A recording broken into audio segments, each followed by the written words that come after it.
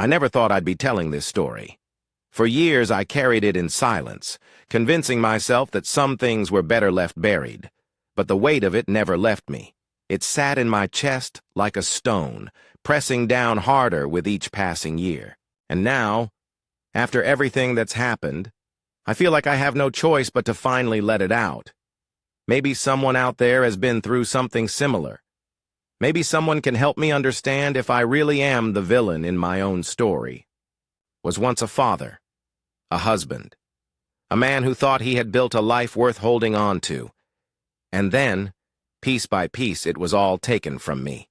Not by fate, not by some tragic accident, but by the very person I had once loved more than anything. My name is James.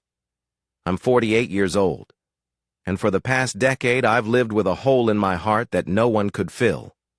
Because my wife Laura took my daughter away from me. She didn't just leave. She didn't just fight for custody. No, she made sure to destroy me completely. She turned my own family against me, filled my daughter's head with lies, and erased me from her life as if I had never existed. And for years, I let her. I told myself it was for the best, that I didn't want to drag Emily, my daughter, through a painful court battle. That fighting back would only make things worse, that maybe one day she'd find her way back to me on her own. But she never did. Not until now. Now everything I believed has been turned upside down. The truth has come out. And the world I thought I had lost forever has come knocking on my door once again. But the question is, what do I do now? Because Emily is back. But so is Laura. And the battle I thought I had escaped all those years ago is just beginning. I met Laura when we were just kids, high school sweethearts in the truest sense. She was everything I thought I wanted in life, beautiful, smart, and full of ambition. When she smiled, it was like the whole world stopped spinning, and back then, I believed she loved me just as much as I loved her. We had dreams, big ones. We'd get married, build a home, and start a family together. And for a while it seemed like we were living that dream. But reality has a cruel way of exposing the cracks beneath the surface. Laura came from money. Old money. Her family was wealthy, the kind of wealthy where weekend trips to Europe weren't out of the question, where birthdays meant designer gifts, and where comfort was never a concern. I, on the other hand, came from a family that worked for everything we had. My parents weren't poor, but they were the kind of people who clipped coupons and thought eating out at a nice restaurant was a rare treat. At first, Laura said none of it mattered. She told me she loved me for who I was, not for what I had. But love has a funny way of changing when money becomes a factor. I worked hard to provide for us, to give her the life she was used to. Long hours, extra shifts, sacrificing weekends and holidays, I did it all. I thought that's what being a good husband meant, but no matter how hard I tried, it was never enough. The arguments started small. Why can't we go on vacation this summer? Don't you think I deserve nicer things? My parents think I settled. Do you ever wonder if I did? That last one stung the most. I began to notice the distance between us growing. Laura became withdrawn, distracted. She was always on her phone, always had somewhere to be. The woman who once couldn't go a day without telling me she loved me now barely looked me in the eye. I told myself it was stress. That marriage was hard, and we were just going through a rough patch. But deep down, I knew. And when the truth finally came out, it shattered me. Laura had been cheating. Not just once, not just a mistake.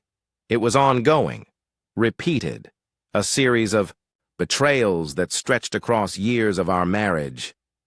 I wish I could say I found out in some dramatic way, some grand confrontation where she broke down in guilt and begged for forgiveness. But the truth was so much worse. I found out during the divorce. I had suspected it before, of course. The late nights, the secrecy, the unexplained absences. But I never had proof. I wanted to believe she wouldn't do that to me, that she wouldn't throw away everything we built together. But when she filed for divorce, she didn't just take our marriage with her. She took everything. She made me out to be the villain, the distant and neglectful husband who drove her into another man's arms.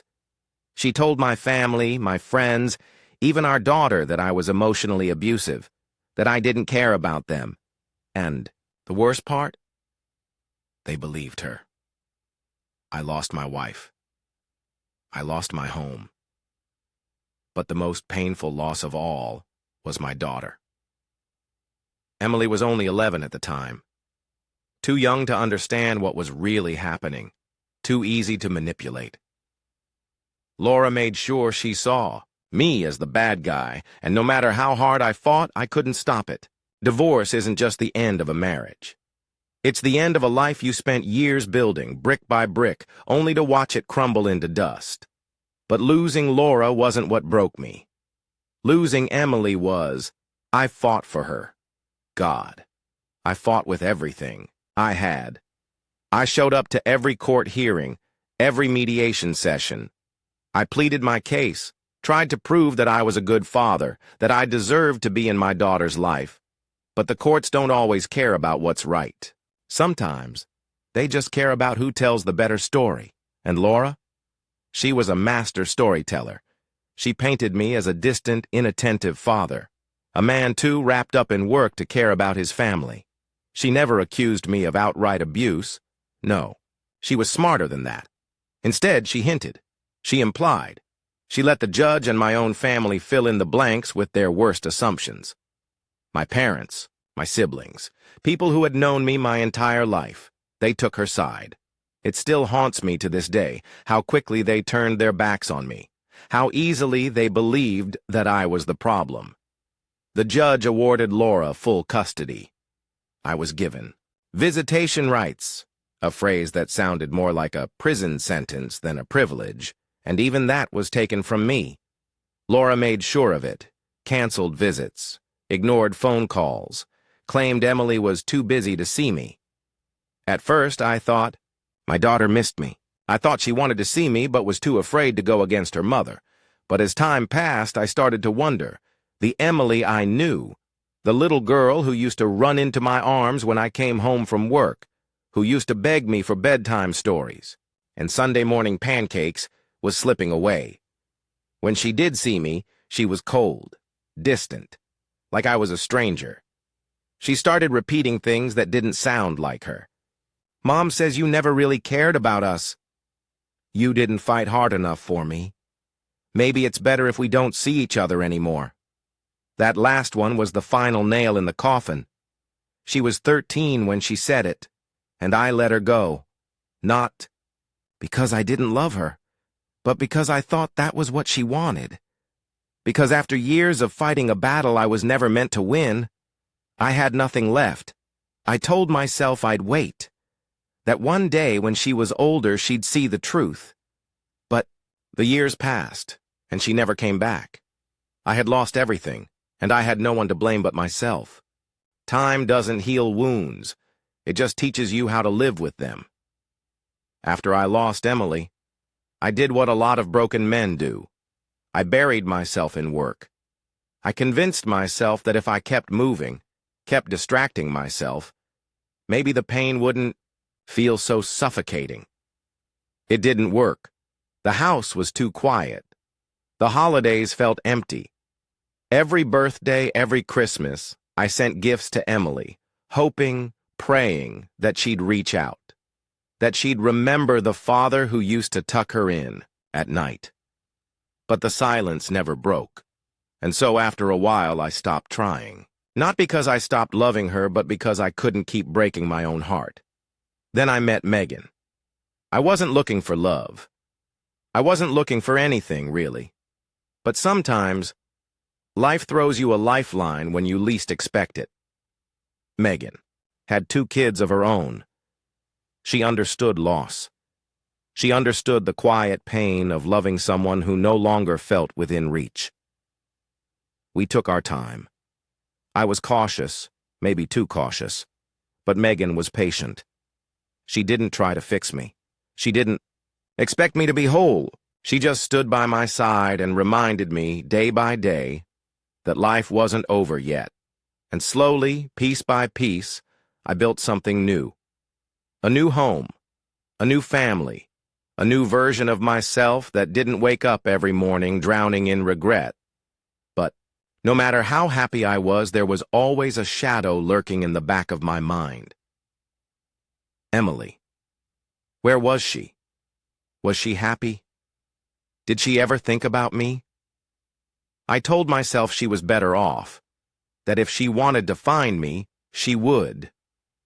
And then, one day, she did. Her message was short. Almost too simple for something that carried the weight of an entire decade. Hey, Dad, can we talk? I stared at those words for what felt like forever. I had dreamed of this moment, imagined it 1,000 different ways. But now that it was here, I was terrified because I didn't know if she was coming back to me or if she just wanted closure before walking away forever. The cafe was small, quiet, the kind of place where people whispered their secrets over coffee and pastries. I sat at a corner table, hands wrapped around a cup of untouched coffee, my heart pounding so hard I thought the whole room could hear it. And then she walked in. For a moment, I couldn't breathe. The last time I had seen Emily, she was just a girl, a teenager who looked at me with cold, distant eyes and told me she didn't want to see me anymore. Now, she was a woman. She had Laura's sharp cheekbones, but my eyes. Those same eyes that used to light up when I came home from work. But now, they held something else. Pain, anger, and questions. So many questions. She sat down across from me, folding her hands in her lap like she was bracing herself. I need to know the truth, she said, her voice steady but cautious. Why weren't you there for me? That question shattered me more than anything Laura had ever done. I took a deep breath. And then, for the first time in years, I told my daughter everything. I told her how I had fought for her, how I had tried over and over to be a part of her life. I told her how Laura had manipulated the court, twisted the truth, turned my own family against me. I showed her the emails, the court documents, the proof of every canceled visit, every ignored phone call, every moment I had tried and failed to reach her.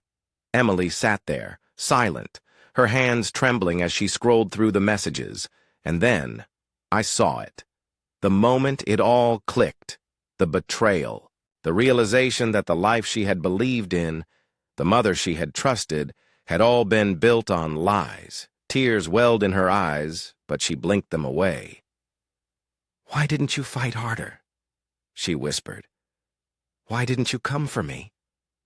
I swallowed, the lump in my throat.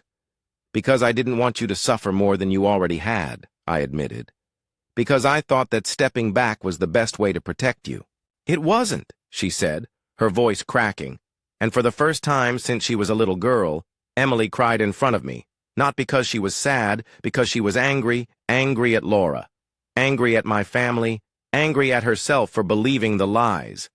For so long. And when she left that cafe, she wasn't the same girl who had walked in. She was someone ready to fight. 2 days after our meeting, my phone wouldn't stop buzzing. Laura, my family. Suddenly, everyone wanted to talk. Word had spread fast. Emily had confronted her mother. And Laura, true to form, had exploded. She screamed, denied everything, called me a manipulator. Accused Emily of betraying her. But the difference now? Emily wasn't that scared little girl anymore. She didn't back down. She threw every lie back in Laura's face, demanded answers for every moment of suffering she had endured, and when Laura had nothing left but rage and empty threats, Emily made her final move. "I'm taking you to court." Laura went silent. For years, she had controlled the narrative. She had painted herself as the perfect mother, the victim, the one who had saved Emily from me. But now, Her own daughter was standing against her. She never saw it coming. Neither did my family. When Emily and I showed up at my parents' house that weekend, their faces told me everything. I wasn't their son anymore. I was the problem, but they weren't prepared for Emily. "You let her do this to me," she told them, her voice steady despite the storm behind her eyes. "You let her keep me from my father, and you never once questioned it." Silence. For the first time in years, my mother, who had always defended Laura, always made excuses, looked guilty. But guilt wasn't enough. Not for Emily, not for me. We left that house knowing we weren't just closing a door. We were locking it forever. Then came Laura's letter, delivered by a neighbor filled with excuses. I never meant to hurt Emily. I was struggling. I didn't know how to be a mother on my own. Lies, excuses, the same manipulative tactics she had always used. But the last line was what struck me most. "I'll stay away. Just don't take this to court." Emily read it, then tossed it aside like garbage.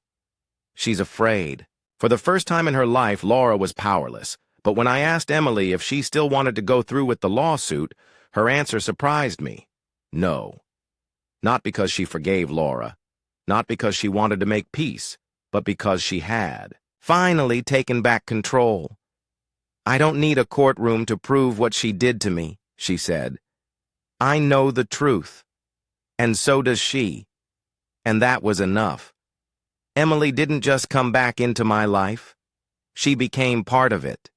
She met Megan, bonded with her step-siblings, and for the first time in years I got to be a father again. We still had wounds, scars that would never fully fade. But we had something stronger, a second chance. And this time I wouldn't let anyone take it away from us. Thank you for watching. If you haven't subscribed yet, please do so and hit the notification bell to stay updated with more shocking real-life stories happening around you.